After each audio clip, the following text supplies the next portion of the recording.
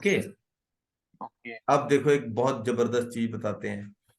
तो आपने कभी जो देसी महीने हैं, जो सूर्य कैलेंडर है, जो हम बैसाख से मानते हैं, ठीक है, हमारे यहाँ बैसाखी ठीक है। मानते हैं 13 13 अप्रैल की।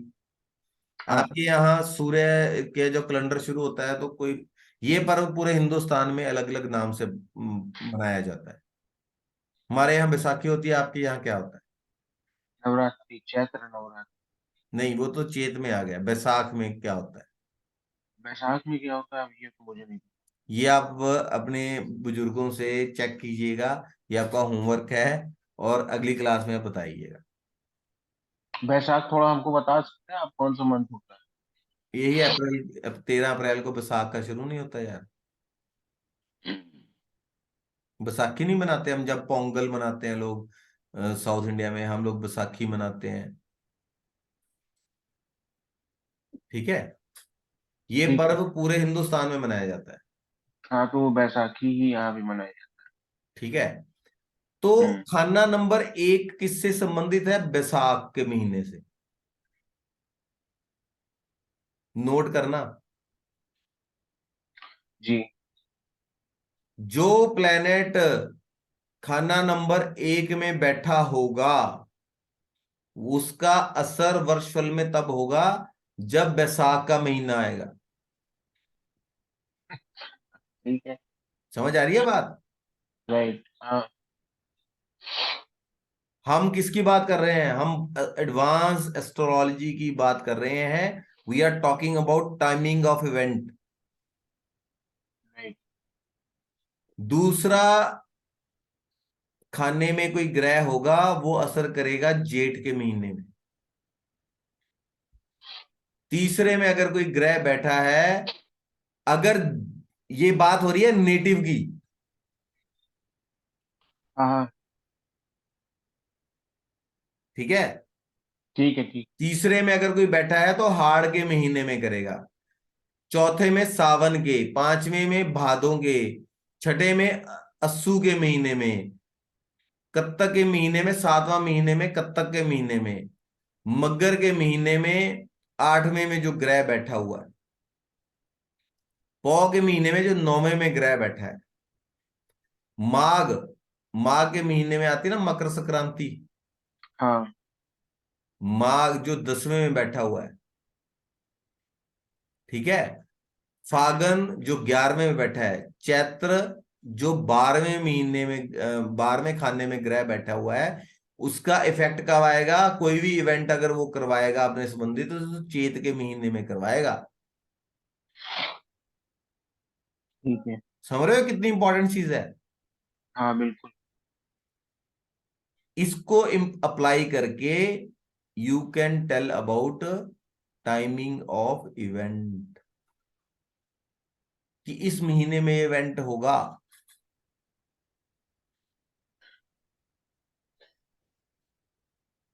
Understanding the importance of this concept. Yes sir. ठीक है, बहुत इंपॉर्टेंट है ये। अब आगे वो बोलते हैं कि एग्जाम्पल, खाना नंबर 1 बैसाख, 2 ज्येष्ठ और 3 आषाढ़, मतलब आदि आदि जो 12 के 12 खाने हैं, वो 12 महीनों में बांटा गया है।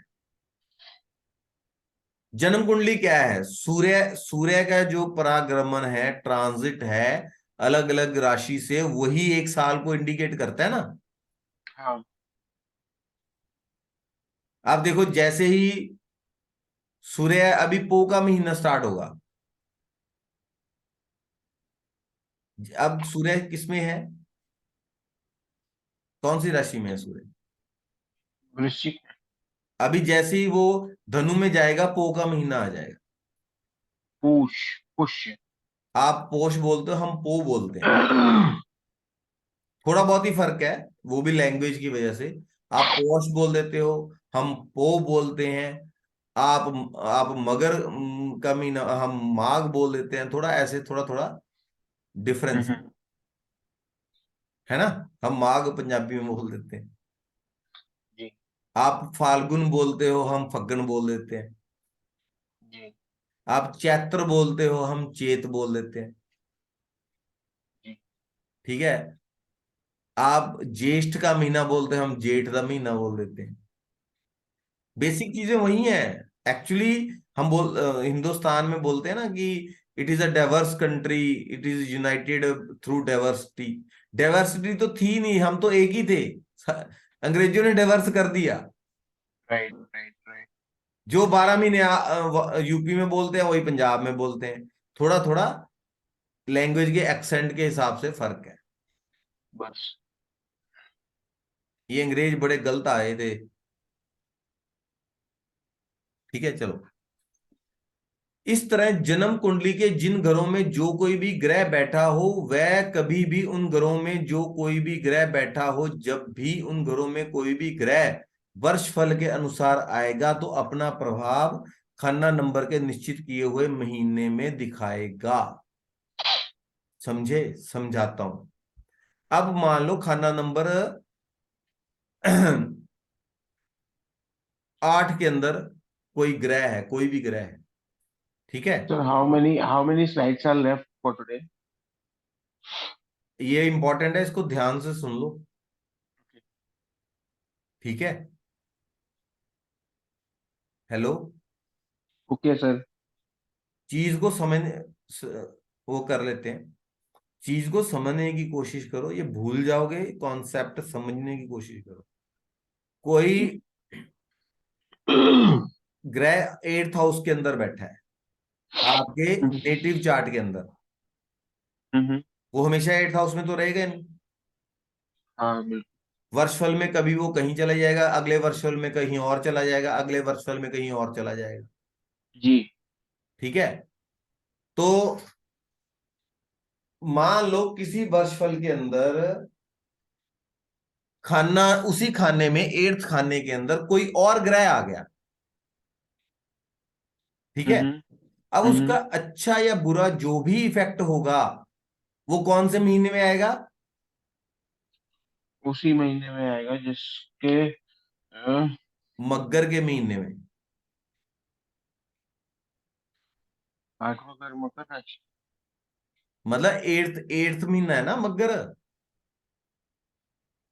ये देखो ना, 1 2 3 4 5 6 7 8, 8वां महीना मगर का हो गया। ठीक। अगर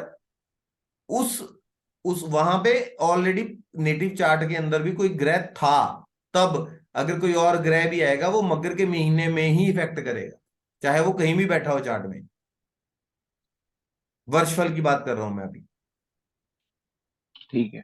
कॉन्सेप्ट समझ में आया? हाँ सर। अब उन्होंने एग्जाम्पल दिया कि जन्म कुंडली के खाना नंबर 2 में अगर कोई ग्रह बैठा हो और वर्षफल में खाना नंबर 2 में कोई ग्रह ग्रह अगर आ जाए, मान लो बुध आ जाए। अब खाना नंबर 2 में बुध जो है पिता के लिए अशुभ होता है। ओके। अब इसका मतलब ये नहीं है कि जो बुध है वो पूरा साल पिता के लिए अशुभ रहेगा। हम्म। वो अपना अशुभ प्रभाव कब दिखाएगा?